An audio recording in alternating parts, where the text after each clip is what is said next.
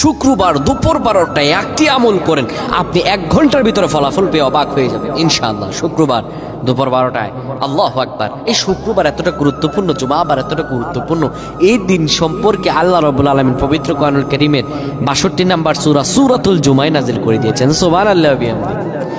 জুমাবারে যখন দুপুর 12টা বেজে যাবে, তখন আপনারা আর কোনো কাজকর্মে থাকবেন না। সবাই কাজকর্মগুলো ছেড়ে দিয়ে মা বোনেরা জায়নামাজে বসে যাবেন এবং বাবারা মসজিদে চলে আসবেন। এসে কিবলামুখী হবেন, আল্লাহর খাস নাম 7 মান পড়ে যা চাইবেন আল্লাহ আপনাকে তাই দান করে দিবেন। কিবলামুখী হয়ে 10 বার দুরূদ পড়বেন। 10 বার দুরূদ পড়ার পরে 3 বার সূরা ইখলাস পড়বেন।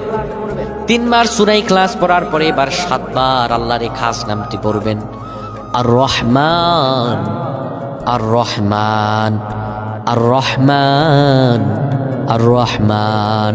খাস নামটি 7 বার পড়বেন।